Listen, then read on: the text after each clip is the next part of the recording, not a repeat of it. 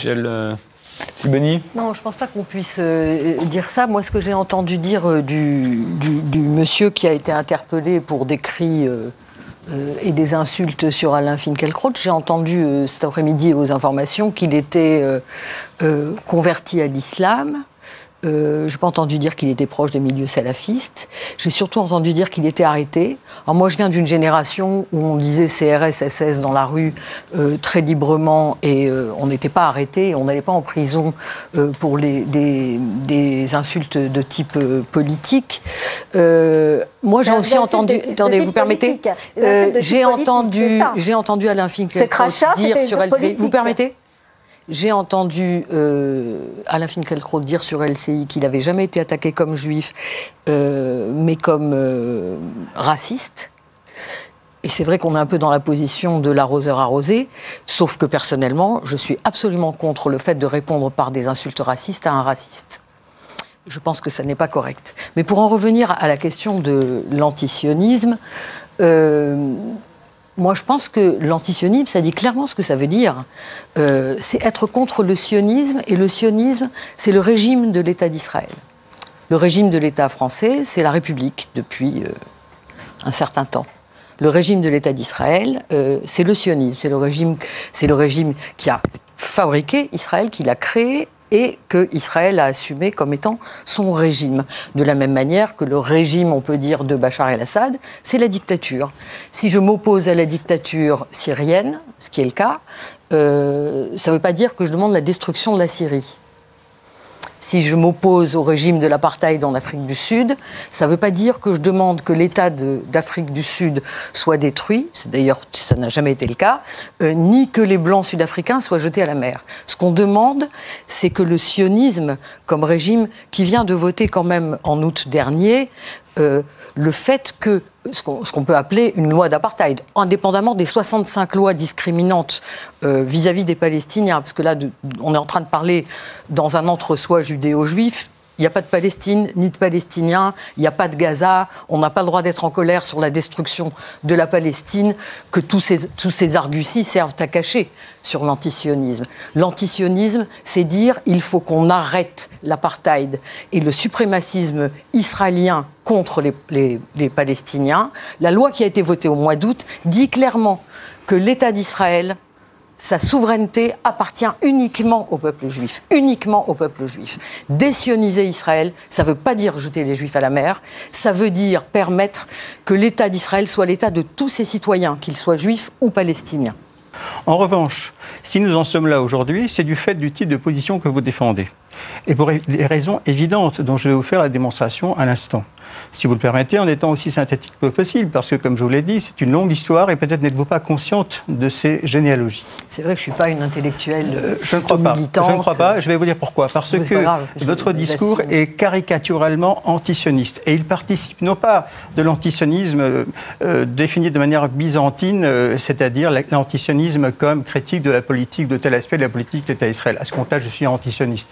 Mais je ne peux pas accepter cette définition qui est fausse, qui est historiquement fausse et qui est intellectuellement et moralement malhonnête. Pourquoi ? Parce que, en procédant de cette manière, vous êtes en train de dévoyer la notion même de critique sociale et politique. Vous êtes en train de rejoindre et de vous faire instrumentaliser par les gens qui sont véritablement des ennemis d'Israël et partisans de sa destruction. C'est pourquoi on ne peut pas vous laisser dire que l'antisionisme, c'est la critique du sionisme en tant que le sionisme serait le cadre du régime israélien. Non, le sionisme, ce n'est pas le régime israélien. Il y a des régimes israéliens qui se succèdent en Israël, comme il se succède dans tous les États démocratiques, pluralistes et pour lesquels la citoyenneté est accordée à tous les gens qui y vivent et pas seulement juifs. C'est là que vous êtes dans le mensonge ou la contre-vérité historique et dans la propagande de l'antisionisme radical, encore une fois, j'insiste beaucoup là-dessus. Ce qui fait l'efficacité de votre discours et qui fait qu'on joue sur du velours avec ce genre de discours, c'est que contrairement à ce que vous avez dit, nous ne sommes pas entre nous, c'est-à-dire entre juifs intellectuels, entre juifs qui se posent la question de la signification de ce nouvel antisémitisme, nous sommes regardés par des milliers, voire des millions de gens. Par conséquent, nous ne sommes pas entre nous. Et c'est pour cette raison-là qu'il faut être extrêmement extrêmement rigoureux et exigeant sur les définitions et les enjeux philosophiques et moraux de ces définitions. Donc, à part la leçon de morale, excusez-moi, mais je comprends pas juste un truc. Mais je vais vous dire tout de suite. D'accord, vous êtes l'incarnation d'une machine de guerre. La France est en régime républicain, elle a des gouvernements successifs, oui. Comme en Israël. On est en régime sioniste depuis 1948, avec des régimes, avec des gouvernements successifs. On est dans un État qui a pour cadre philosophique et doctrinal ce qui s'appelle le sionisme. Alors des intellectuels notoires, comme a dit Ophir et Ariel Azoulay. Je ne vous ai pas interrompu et vous allez me répondre. Excusez-moi. Je respecte tout à fait. Pardon. Je suis désolé. Alors, l'antisionisme radical est une machine de guerre qui met en œuvre ce que j'appelle des équations efficaces. Et c'est ce qui lui permet de jouer sur du velours et de se concilier de larges fractions de l'opinion complètement ignorante. Pourquoi ? Ça fait un demi-siècle qu'on entend dire, selon les moments, la mise en circulation d'équations efficaces qui sont des équations en miroir. C'est-à-dire, dans un premier temps, on a entendu une équation qui assimilait le sionisme au nazisme. Ensuite, on a entendu une équation qui assimilait le sionisme à l'impérialisme. Ensuite, on a entendu une équation qui assimilait le sionisme à l'apartheid, c'est ce que vous faites. Et ensuite, on a assimilé le sionisme à une équation qui consistait à l'assimiler à du colonialisme. Ce schème historico-intellectuel est complètement faux. Et en même temps, c'est ce qui fait son extraordinaire efficacité. Je termine d'une phrase. Pourquoi ? Parce que quand on dit cela, Israël égale nazisme, apartheid, colonialisme, impérialisme, eh bien, on donne à reconnaître à une population complètement ignorante de l'histoire du Moyen-Orient, de l'émergence et des conditions d'émergence du sionisme, on donne à reconnaître quelque chose de simple. Le sionisme, c'est révulsif. Le sionisme, c'est ce que votre histoire vous a appris, et pour de bonnes raisons, à vomir. Et partant, quand on est antisioniste comme vous l'êtes, à ce moment-là, on passe pour un humaniste. Moyennant quoi, les autres sont des fascistes. C'est pour ça que je vous dis que vous corrompez et vous subvertissez l'exercice même de la critique sociale. Moi, je trouve que le débat et certains propos illustrent absolument ce que dit aujourd'hui dans Le Monde une très grande dame, c'est l'historienne Annette Vivorka. Annette Vivorka dit, j'ai le plus grand respect pour le travail extraordinaire de mémoire qu'elle a fait, qu'elle continue à faire. Le débat est toujours démesuré à propos d'Israël. Nous sommes en train, évidemment, de parler de l'antisémitisme et des différentes formes et des différentes dérives que peut prendre le terme antisionisme. Et immédiatement, nous débouchons sur le monstre israélien. C'est-à-dire que tout ce que vous dites s'étale absolument partout, Ronnie Broman. C'est-à-dire que la diabolisation... Ce que j'ai dit là, vous l'avez lu beaucoup ? Oui, absolument. On n'a pas les mêmes lectures. Israël est effectivement un État... diabolisé. Mais que pensez-vous de ces alliances ? Plutôt que de qualifier Martine Gozlan, que pensez-vous de ces alliances ? Est-ce que vous n'avez pas honte de voir Netanyahou s'aligner sur Bolsonaro ?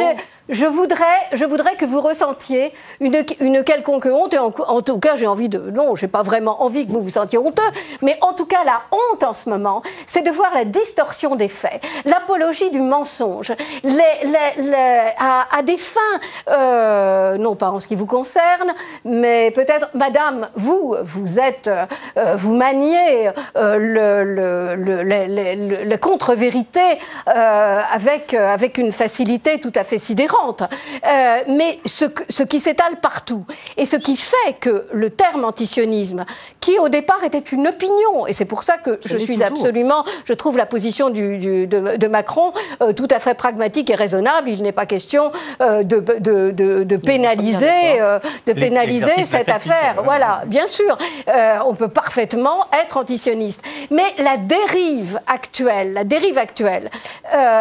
illustre cette espèce de folie qui s'empare du discours dès lors qu'Israël jaillit sur la scène. C'est-à-dire où peut-on trouver une unanimité pareille ?